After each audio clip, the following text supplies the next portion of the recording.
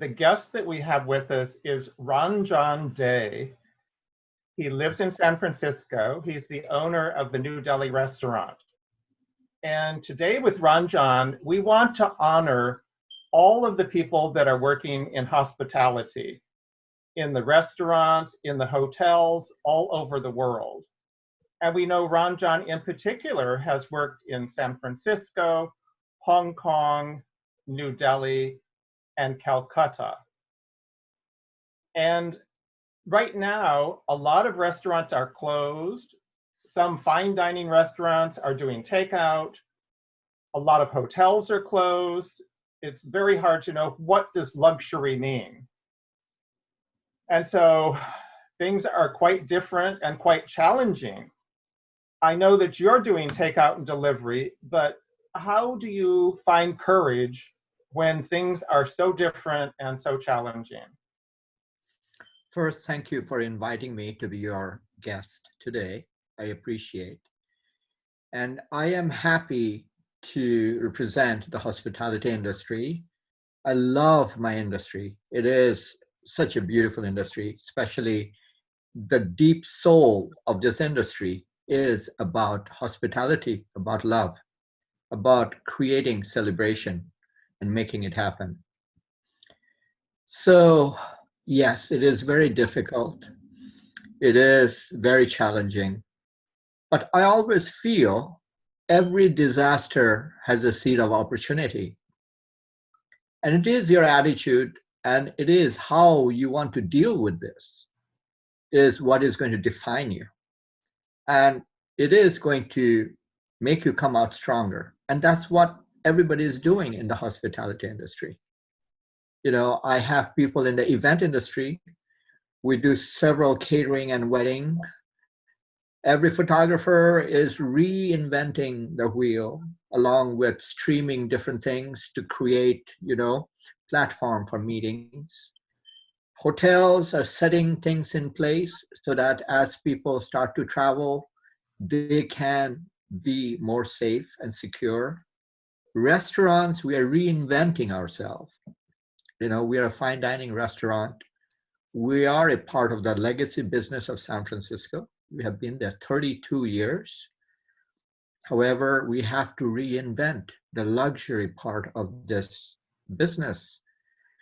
And we are starting with, curbsidecurry.com so that you can pick up different flavorful, beautiful, delicious curries, which you are craving while you are in shelter in place and doing a lot of deliveries. And as we are, getting there to reopen, we have to make sure number one is all the staff is safe.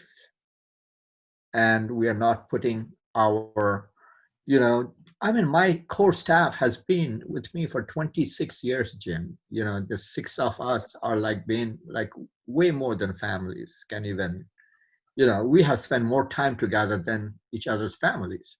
So we have to make sure everybody's safe first and then figure out how to work. So yeah, we are looking forward to coming out stronger on the other side of this hurdle. And thank you for being my friend. And thank you for being there to support me. I am truly, deeply grateful for that. Absolutely, Ranjan. It's we've known each other almost 30 years. Yes. And it's hard to be up here isolated in the wilderness of Sonoma County and not be able to really come into San Francisco and sit down and have, a big meal. Yeah. And it's tempting to still do takeout, but it's a long distance. And it's not the same as walking into the restaurant and ordering a drink and sitting down and smelling all of the different spices. Yes. And I know that you are a master blender of spices. I was honored many years ago to go with you into your spice area where you have all the different spices. and so many different fragrances. I felt like I was in a spice market in another country, but here I was in San Francisco. So I know that you blend the spices, I know you package and sell them, but I want to know, for you being here in California, there must be some ingredients or some spices that are hard to get. So maybe tell us a little bit about how you get ingredients and something about your own favorite dish that you like to eat or to make. You know, I love the variety which life offers. Therefore, my favorite dish changes all the time. I have different dishes I crave different days, and I love the texture of diversity in my life on my palate. You know, and what I want to do. I don't want to eat the same thing all over again and again and again. Um, so, like if you ask me today I would love to have some tandoori chicken, barbecue chicken with some tamarind eggplant, some rice, and garlic bread. The garlic naan will be delicious to go with it. When it comes to spices, spices are very, very different. It's so natural, you know? So depending upon the climate, depending from where we are procuring it, it changes. If there is like for example, drought in a certain area, the whole production will change. And so the spices and the and the price of that spices will go up depending upon if there is less available. But if you ask me what is the most precious spice, it's the saffron, you know. And saffron comes from the stamen of a flower. It's just the stamen. For 1 pound of saffron, you need at least 26,000 flowers. So that's why it is way more expensive than gold sometimes. And that's the one difficult to procure things which are natural. Like in Kashmir, you do have the natural way they create and cultivate saffron. However, those are sold like 4 or 5 seasons in advance.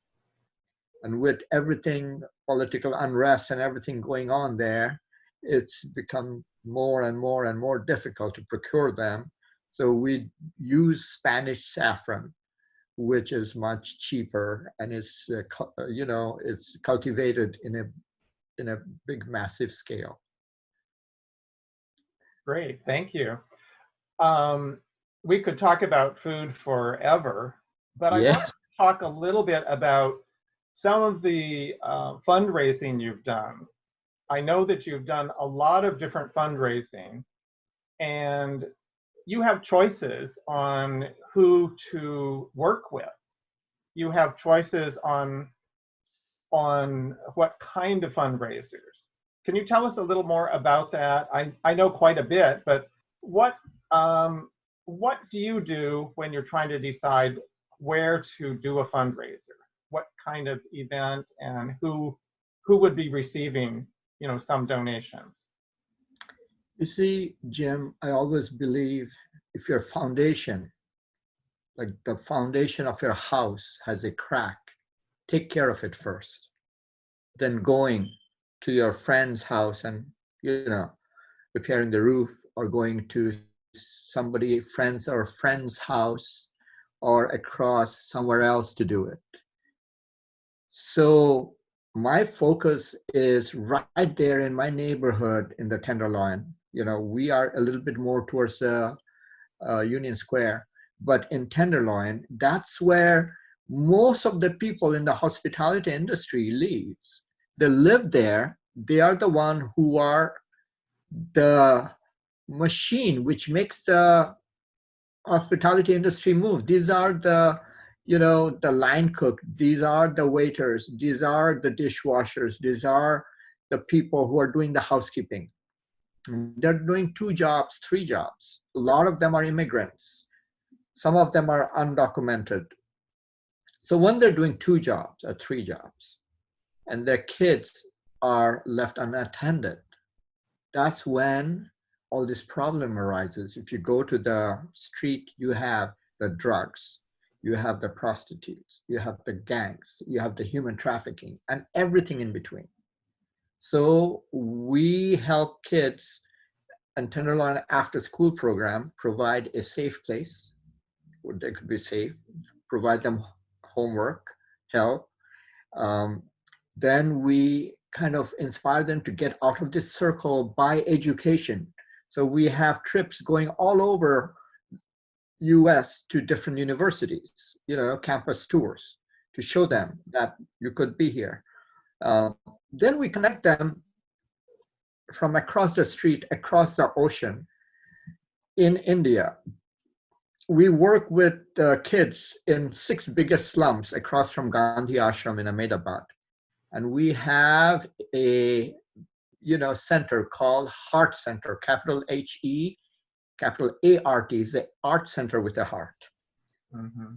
And 3,000 kids comes there, and they can express themselves in all different art forms, whether it is drama, whether it is dance, whether it's music, whether it's computer graphics, and we connect them together. And every 6-7 years, like 17 kids, 16 kids, and 7 chaperones comes here to meet the kids of Tenderloin. And it happened last year in May, just about a year back. And it's a huge undertaking because these kids don't have any birth certificate or anything. So it takes us 3 years to put it together, but it's all about a message that we can overcome anything and everything in a nonviolent way. And that's how it starts. We do a dance drama all over different 11 cities in India, and they share it with different areas where there are, people who are having challenges. And then when we get the papers and everything ready, they come to meet all these kids, and it's amazing.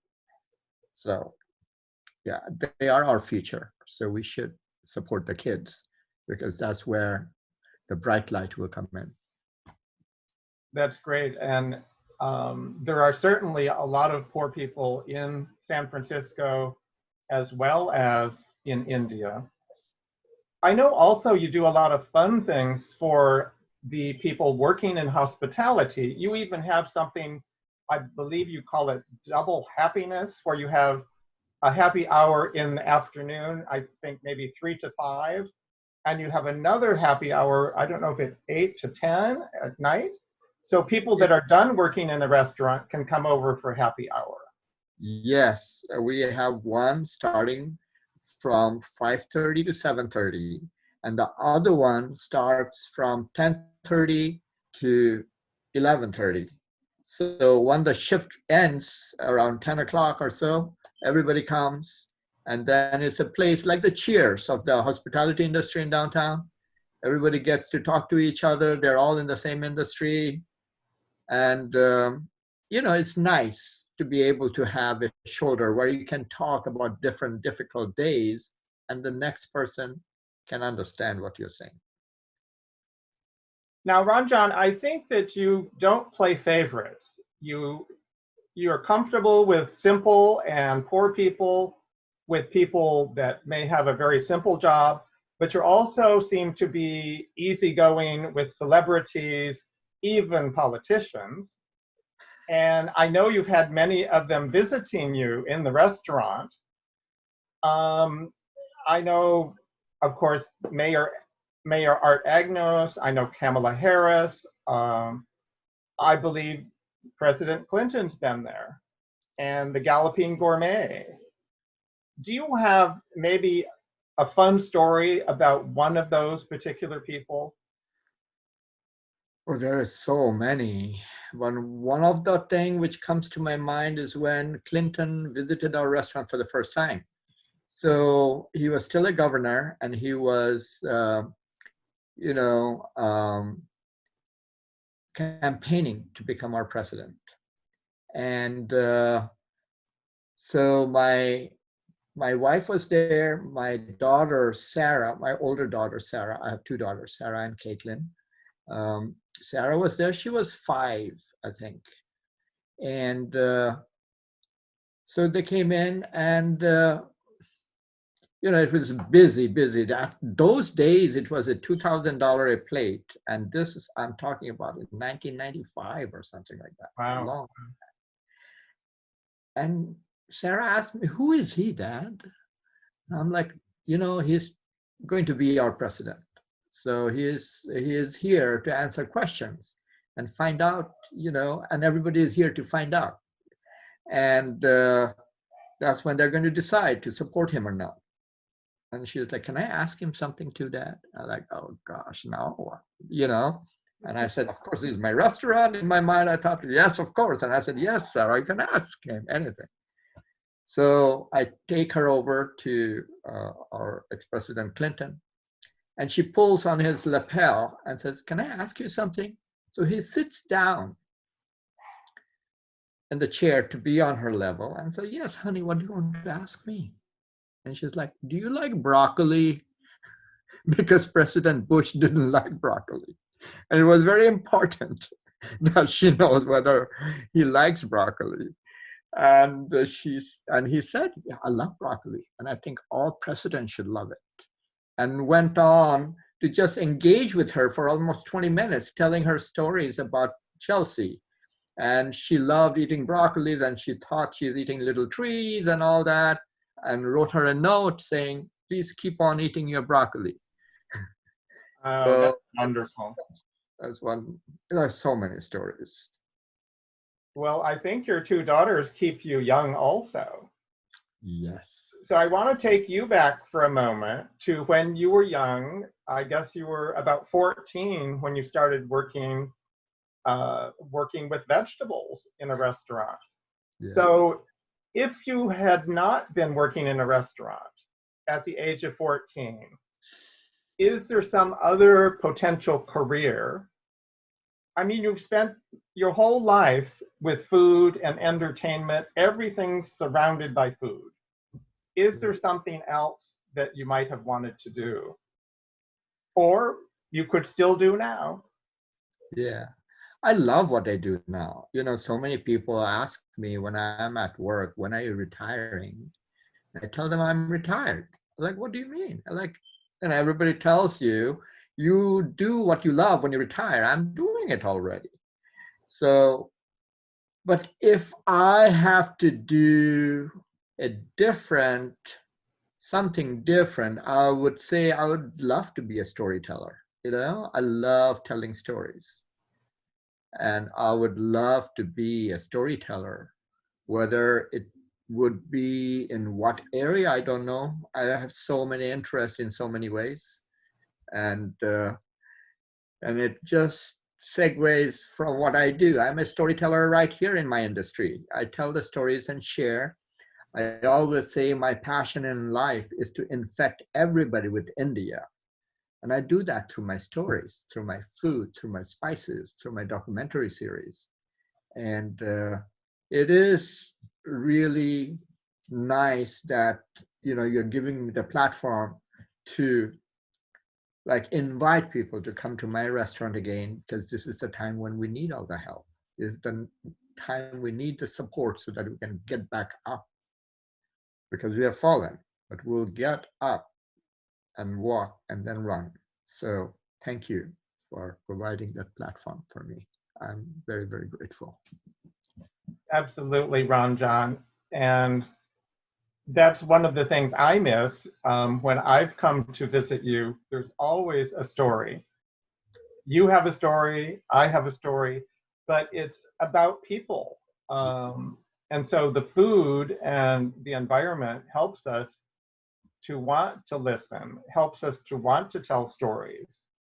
And so I really want to honor you and all of the people in restaurants, in hotels, all of the people that are helping us to really appreciate what you've been doing and how we can support you now, and then how we can come back and be totally involved and hear some more stories from you in the future.